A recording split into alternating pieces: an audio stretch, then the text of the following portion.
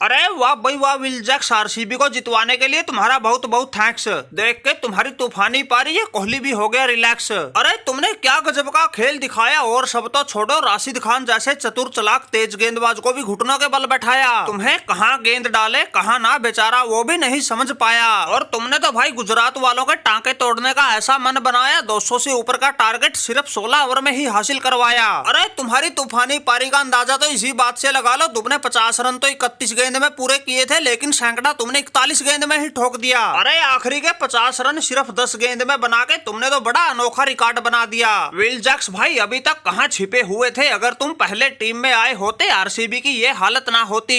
अरे कोहली भाई यही था, बाहर बेंच पे बैठ के आरसीबी को लगातार बर्बाद होते देख रहा था। अरे तुम लोगों ने समय रहते मौका तो ना दिया, जब बात हाथ से जाली तो तुम्हें ये विल जैक्स याद आया। माना कि मैं पिछले 2-3 मैच से टीम में आया हूँ, लेकिन असली रूप तो मैंने इस मैच में दिखाया है। सिर्फ 41 गेंद में नवाद शतक लगाया है, जिसमें चौके सिर्फ 5, छक्के 10। देख के मेरी टांके तोड़ कुटाई। राशिद खान भी बोला भाई आज तो पता नहीं किस मुसीबत को गए फंस। अरे विल जैक्स भाई ऐसे कौन करता है, कोई गिला शिकवा था बता देते, गेंदबाजों का ऐसा कचुम्बर बनाने की क्या जरूरत थी। अरे तुमने घर में घुसकर ही ऐसा ठोक दिया, कहीं मुंह दिखाने लायक ना छोड़े। जब तुमने 15वें और 16वें ओवर में 29 का पहाड़ा पड़ा, तब तो ऐसा लग रहा था तुम्हारे सामने वो जैक फ्रेशर और ट्रेविस हेड भी कुछ ना है। अरे माना कि तुम्हारी आरसीबी प्ले ऑफ से बाहर होने की बिल्कुल कगार पे खड़ी है, लेकिन भाई थोड़ा बहुत तो रहम कर लेते।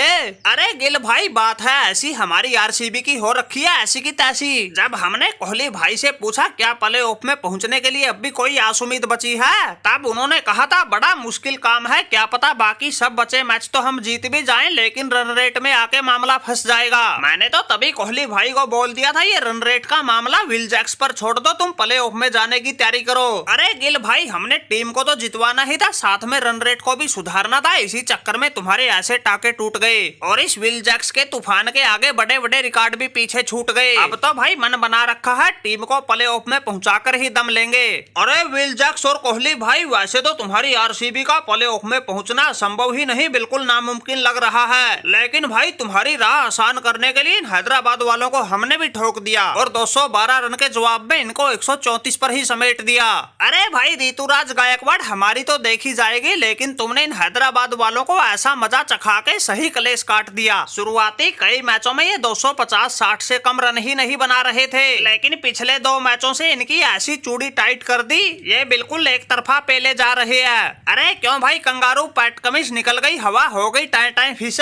इससे पिछले मैच में तो आरसीबी ने तुम्हारे धरती में हाथ टिकवाए थे, इस मैच में चेन्नई वालों ने धरती में हाथ टिकवा के तुमसे नाक भी रगड़वा दी। तुम्हारी ऐसी लंका लगा दी, ये चेन्नई वाले 78 रन से बाजी मार गए। तुमने भी बड़ी फूफा मचा रखी थी, बिल्कुल शेर की तरह दहाड़ रहे थे, लेकिन पिछले 2 मैचों से ऐसी भीगी बिल्ली बने हो, तुम्हारी हालत देखकर ही हंसी आ रही है। अरे विराट कोहली भाई क्या बताएं, ये तो पैट कमिंस की अकल पर ही पत्थर पड़ गया, जो हमने टॉस जीत के पहले गेंदबाजी का निर्णय ले लिया। अरे लक्ष्य का पीछा करते हुए हमारे ट्रेविस हेड का बल्ला नहीं चलता, उसका बल्ला चले बिना ये हैदराबाद ना जीत रही, इसीलिए तो हमें कभी आरसीबी कभी चेन्नई जैसी टीमें भी घसीट रही। अरे आरसीबी के खिलाफ तो टॉस हार के पहले बल्लेबाजी करना हमारी मजबूरी हो गई थी, लेकिन चेन्नई के खिलाफ तो टॉस जीत के पहले गेंदबाजी का फैसला लेके हमने खुद ही अपने पांव पर कुल्हाड़ी मार ली। यह लगातार 2 ठोकर लगने के बाद हमें भी समझ में आ गया भाई कुछ भी हो कैसे भी हो, हैदराबाद पहले बल्लेबाजी करेगी तो मैच जीतेगी, वरना ऐसी रगड़ा पट्टी होगी कुछ समझ में नहीं आएगा।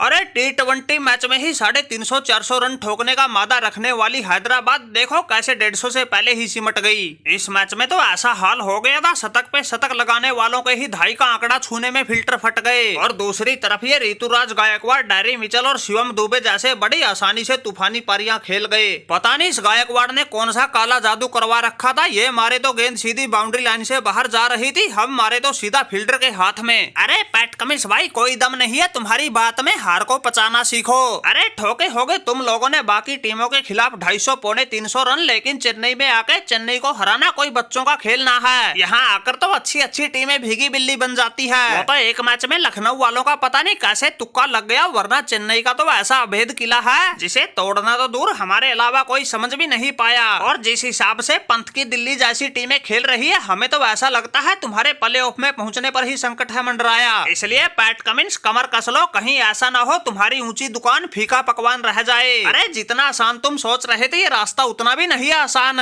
और हमें तो ऐसा लगता सकता है। प्ले ऑफ में पहुंचने के लिए बिल्कुल तगड़े वाला होगा घमासान।